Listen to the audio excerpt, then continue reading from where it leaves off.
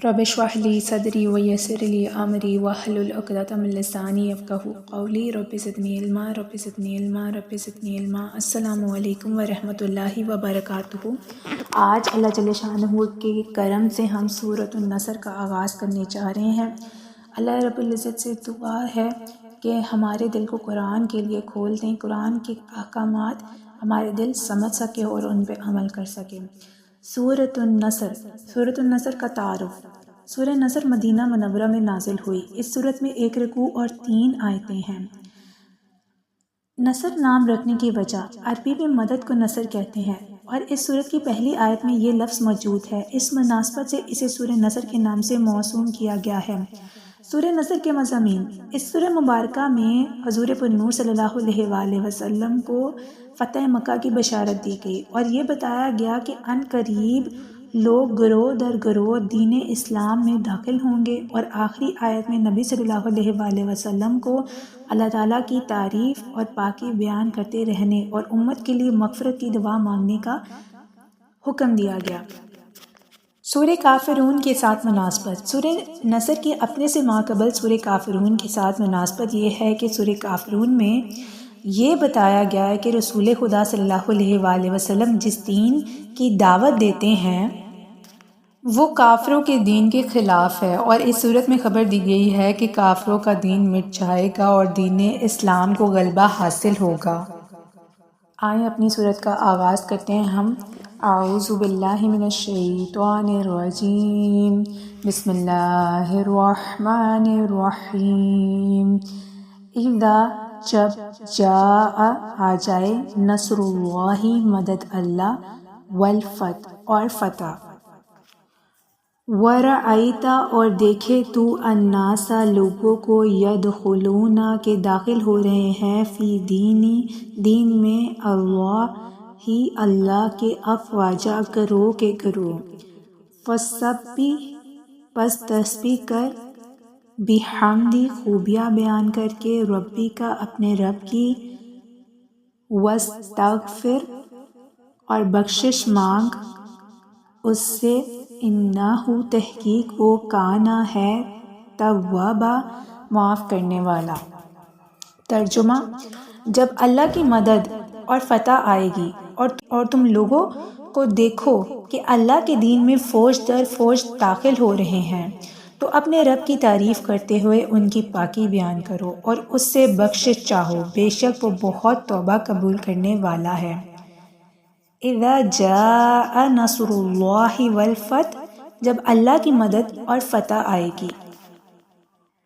اس صورت کا خلاصہ یہ ہے کہ اے حبیب صلی اللہ علیہ وآلہ وسلم، جب آپ کے دشمنوں کے خلاف آپ کے پاس اللہ تعالیٰ کی مدد اور فتح آئے اور تم لوگوں کو دیکھو کہ پہلے وہ ایک دو کر کے اسلام میں داخل ہو رہے تھے اور اب وہ اللہ تعالیٰ کے دین میں فوج در فوج داخل ہو رہے ہیں، تو اس وقت اپنے رب تعالیٰ کی تعریف کرتے ہوئے ان کی پاکی بیان کرنا اور اس سے اپنی امت کے لیے بخشش چاہنا، بے شک وہ بہت توبہ قبول کرنے والا ہے۔ یاد رہے کہ اس آیت میں فتح سے اسلام کی عام فتوحات مراد ہیں یا خاص فتح مکہ مراد ہے۔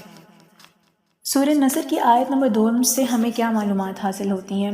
6 باتیں ہمیں پتہ چلتی ہیں۔ پہلی یہ کہ صحابہ کرام رضی اللہ تعالی عنہم کی تعداد 5 یا 7 نہیں بلکہ ہزاروں میں ہے۔ دوسری، فتح مکہ کے موقع پر اور فتح مکہ کے بعد ایمان لانے والوں کا ایمان قبول ہوا۔ تیسری، یہ لوگ بعد میں بھی دین پر قائم رہے کیونکہ ان کا دین میں داخل ہونا اس آیت سے ثابت ہے، لیکن دین سے نکل جانا کسی دلیل سے ثابت نہیں۔ نیز اگر یہ لوگ مرتد ہونے والے ہوتے تو اللہ تعالیٰ ان کے ایمان کو اس شاندار طریقے سے بیان نہ فرماتا۔ چوتھا، اس آیت میں غیبی خبر دی گئی ہے۔ یہ غیبی خبر فتح مکہ کے موقع پر پوری ہوئی اور لوگ مختلف جگہوں سے تاجدار رسالت صلی اللہ علیہ وآلہ وسلم کی غلامی کے شوق میں گروہ در گروہ چلے آئے اور شرف اسلام سے مشرف ہوتے جاتے تھے۔ پانچواں، نبی صلی اللہ علیہ وآلہ وسلم کو اپنی زندگی کی خبر تھی کہ فتح مکہ اور ان کے واقعات کو بغیر دیکھے ختم نہ ہوگی۔ چھٹا، رسول خدا صلی اللہ علیہ وآلہ وسلم کے زمانے میں بڑی سعادت مندی یہ تھی کہ آپ صلی اللہ علیہ وآلہ وسلم کی خدمت میں حاضر ہو کر ایمان لایا جائے۔ فَسَبِّحْ بِحَمْدِ رَبِّكَ وَاسْتَغْفِرْ، تو اپنے رب کی تعریف کرتے ہوئے ان کی پاکی بیان کرو اور اس سے بخشش چاہو۔ اس صورت کے نازل ہونے کے بعد آپ صلی اللہ علیہ وآلہ وسلم نے سبحان اللہ و بحمدہ استغفر اللہ و اتوب الیہ کی بہت کثرت فرمائی۔ اس صورت کے نازل ہونے کے بعد صحابہ کرام رضی اللہ تعالیٰ عنہم نے سمجھ لیا تھا کہ دین کامل اور تمام ہو گیا، تو اب آپ صلی اللہ علیہ وآلہ وسلم دنیا میں زیادہ عرصہ تشریف نہ رکھیں گے۔ چنانچہ حضرت عمر رضی اللہ تعالیٰ عنہ یہ صورت سن کر اسی خیال سے روئے۔ مروی ہے کہ اس صورت کے نازل ہونے کے بعد آپ صلی اللہ علیہ وآلہ وسلم نے خطبہ فرمایا، ایک بندے کو اللہ تعالیٰ نے اختیار دیا ہے، چاہے دنیا میں رہے، چاہے اس کی ملاقات قبول فرمائے۔ اس بندے نے اللہ تعالیٰ کی ملاقات اختیار کر لی ہے۔